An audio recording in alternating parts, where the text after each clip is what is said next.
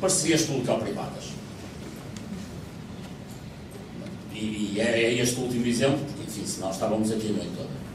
E, como digo, cada um destes casos custa milhares de milhões ao Estado português. Parcerias público-privadas, só para terem uma ideia, estes quadros que eu trago aqui 4 quadros, dizem respeito às últimas contas publicadas. Eu podia apresentar orçamentos, enfim, foi a opção. Trago. Estes números de que vou falar são orçamentos já executados e dinheiro já pago aos concessionários. Em 2011, portanto, são as últimas contas que há publicação, as de 2012 ainda devem ser publicadas dentro de dia, isto custou cerca de 2 mil milhões de euros aos contribuintes portugueses. E as parcerias público-privadas têm 3 pecados mortais. O que eu vou dizer, vou falar sobre as rodoviárias, mas depois na saúde, com as devidas adaptações, o raciocínio é o mesmo, na ferrovia é o mesmo, mas eu, enfim, pensem nas autoestradas, em particular nas ex-SCUT, aquelas autoestradas sem custo para o utilizador. Tem 3 pecados mortais que foram consagrados em lei nos últimos anos. O primeiro de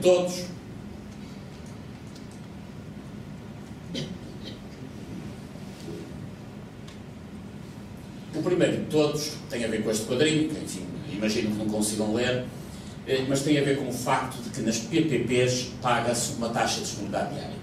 Foi um instrumento que já vinha de trás, mas foi consagrado em legislação de 2010. O que é taxa de disponibilidade diária numa autoestrada?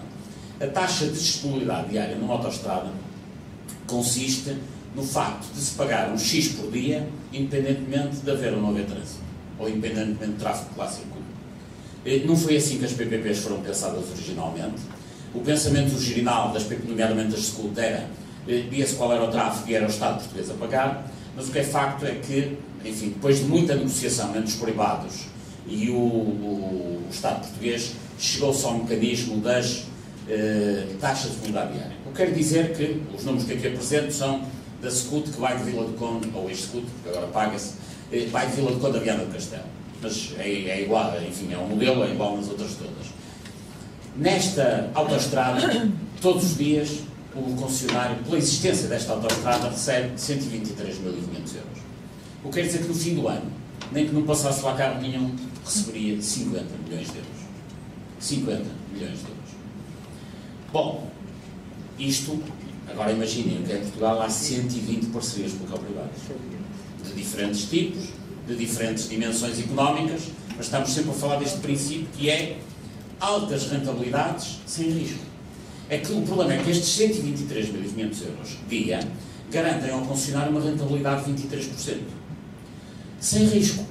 Aliás, isto preverte tudo que nós aprendemos nas escolas de economia, que normalmente é o risco é alto e a rentabilidade é alta. O risco é baixo, a rentabilidade é baixa. Pois nas SCUTs, nas parcerias público-privadas em Portugal o risco é zero, a rentabilidade é alta. Isto vai contra qualquer teoria económica de qualquer faculdade de economia do mundo. Mas eles conseguiram isso. Conseguiram rentabilidades altas a troco de risco zero. Bom, o segundo problema, que aqui não se vê, apesar de parecer pequenino, é um grande problema, tem a ver com eu nem sei como diga isto. Eu acho que as pessoas mais sensíveis até deviam ser na sala, nesta altura, pelo que eu vou dizer a seguir.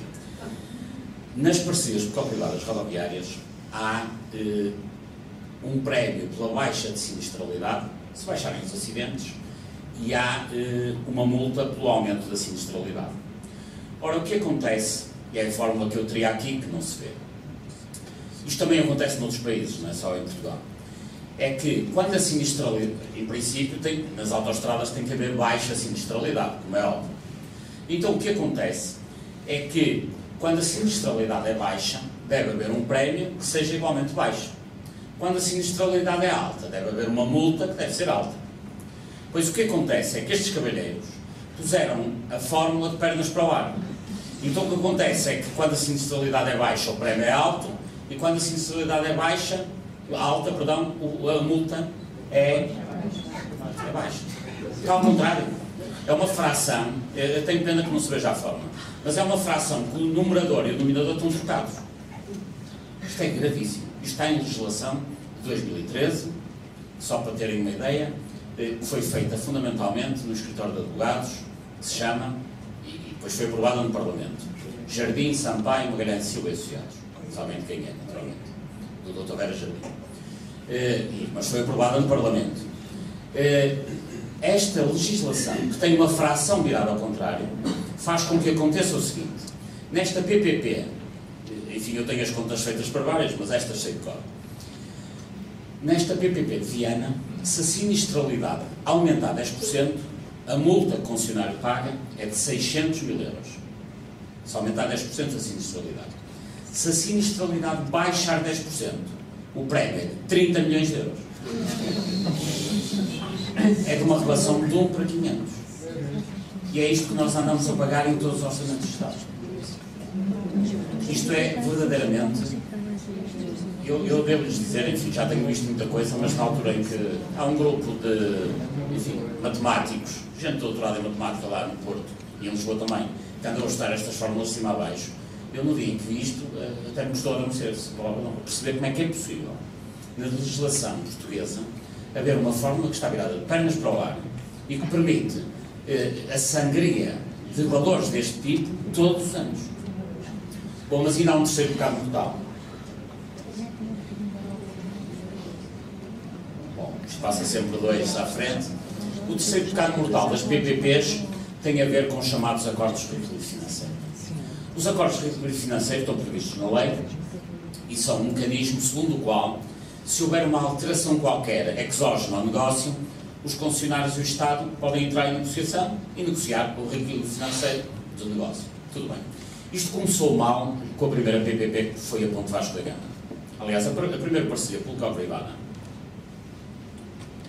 em Portugal foi a Ponte Vasco da Gama, que, se bem se lembram, na altura foi vendida à opinião pública como um investimento privado, porque o Estado não tinha dinheiro para fazer a ponte. Pois a ponte custou 900 milhões de euros. Sabem com quanto entraram os privados? 200. 200 e 900. Entraram com pouco mais de 20% do investimento e conseguiram com isso, por qual era o grande ativo que eles tinham para o negócio? Era o contrato que tinham feito com o Estado. Aquilo foi uma cena de ilusionismo, ou seja, o grande ativo que eles tinham para se financiarem era o contrato que tinham feito com o Estado. Que tinham feito com o Estado, porque o Estado não podia fazer a ponte. Estão a ver o ilusionismo da coisa. Bom, eles com 200 milhões de euros conseguiram as portagens da Ponte Vasco da Gama por toda uma geração, enfim, durante o período de ciclo do contrato, receber as portagens da Ponte 25 de Abril, que também reverteram a favor do negócio, e conseguem inclusivamente o exclusivo das travessias rodoviárias sobre o Tejo. Porque se agora algum outro grupo quiser fazer uma ponte sobre o Rio Tejo, aqui do estuário do Tejo, terá que pagar uma comissão, neste caso à Luz ao Ponte. Bom, já agora só por curiosidade, então de onde é que veio o resto do dinheiro? 300 milhões vieram da União Europeia, a fundo perdido, foram diretamente para o concessionário. Portanto, o Estado foi apenas um intermediário. Depois, 200 e tal milhões foi um empréstimo calcionado no contrato feito com o Estado português, do Banco Europeu de Investimentos. E outra parte são as portagens da Ponte 25 de Abril, que reverteram a favor do próprio negócio e foram aumentadas na altura, como se recordarão. Portanto, eles conseguiram, com 200 milhões, ficar com uma ponte que vale 900 milhões, mais com uma ponte que já lá estava construída, e ainda recebem comissão, se alguém agora mais se lembrar de ter no negócio. Bom, só por curiosidade, quem é hoje o Presidente da Luz ao Ponte? O Ministro do tempo de Cavaco Silva, que fez a Ponte Vasco da Gama, ou seja, o engenheiro Ferreira do Amaral. Bom, mas os acordos de reequilíbrio financeiro, e por isso eu falei, fecho agora este parênteses que usei para falar da Ponte Vasco da Gama, os acordos de reequilíbrio financeiro na Ponte Vasco da Gama têm sido inúmeros. Portanto, os concessionários sentam-se com o Estado a renegociar e, invariavelmente, os acordos de reequilíbrio financeiro é o Estado a dar mais dinheiro aos concessionários. É sempre assim.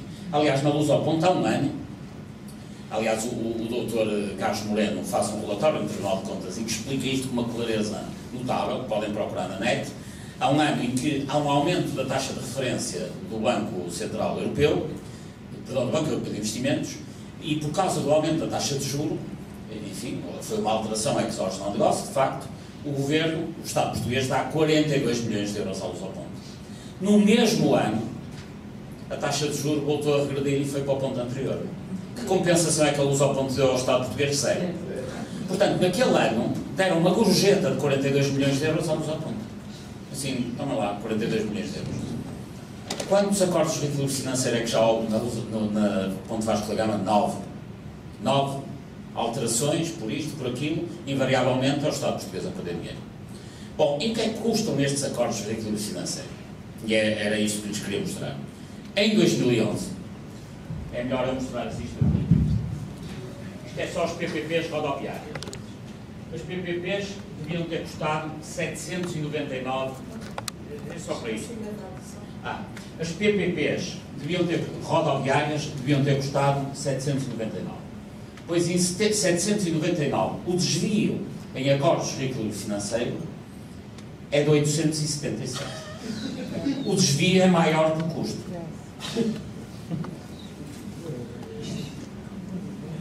Ou seja, em 2011, o Estado português pagou em acordos de equilíbrio financeiro, só pelas PPPs rodoviárias, 877 milhões de euros. Quase 1.000 milhões de euros. Portanto, os que estão aqui na sala e são funcionários públicos ficam agora a saber a descida de salário que tiveram em 2011, onde é que foi? Foi para ali. O valor é equivalente. Aquilo que tiraram os funcionários públicos em 2011, aproximadamente, tem este montante. Foi direto para os senhores das PPPs rodoviárias.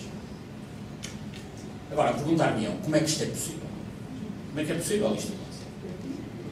Bom, isto só é possível acontecer porque, de facto, na vida pública tem havido um conjunto de atores que se têm entretido a transferir verbas do Orçamento de Estado para um conjunto de grupos económicos.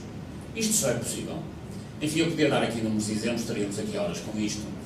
Casos de promiscuidade são inúmeros, mas, enfim, só para pensarem, vamos só falar das PPPs e ficamos por aqui, porque senão estávamos aqui a noite toda.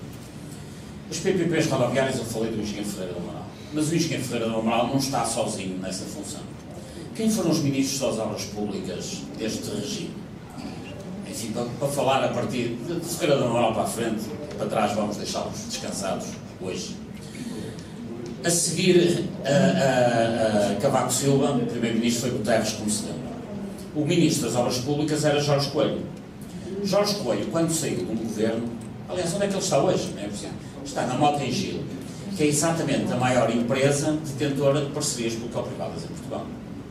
Bom, mas continuemos. A seguir a Guterres veio Durão Barroso. Quem era o ministro das obras públicas? Valente Oliveira, lembram-se dele naturalmente, o professor Valente Oliveira. O que é que faz hoje o professor Valente Oliveira? É administrador da Mota-Engil, etc, etc. É evidente que estes senhores, no fundo, o que andaram a fazer foi, no governo, a semear no terreno privado, onde sabiam que mais tarde iam colher. Isto é mais ou menos ao nível daquele chefe de compras que faz maus negócios, porque depois sabe que vai ser chefe de vendas da empresa com que está a negociar. É o que estes senhores andaram a fazer. Está a este nível. O nível é este. Bom, isto só é possível também, não é só no governo, isto é porque no Parlamento, aquela legislação, a tal que tem a fórmula virada ao contrário, foi aprovada na legislatura anterior, não nesta, na Comissão, enfim, foi aprovada no Parlamento, mas passou antes pelo crivo da Comissão Parlamentar de Obras Públicas. Na Comissão Parlamentar de Obras Públicas, na legislatura anterior, havia 7 senhores que, além de serem deputados, eram administradores de empresas de obras públicas. Isto não acontece em mais lado nenhum do mundo civilizado. Na Comissão Parlamentar, à volta de uma mesa, enfim, não sendo aquelas pessoas que costumam ver na televisão, 7 eram administradores de empresas de obras públicas. É impensável isto. Bom, e na mesma época havia uma comissão parlamentar eventual para tratar dos assuntos da corrupção, que não se meteu nem 1 milímetro na questão das PPPs. Quem é que presidia essa comissão? O mesmo Dr. Vera Jardim que falei há bocadinho.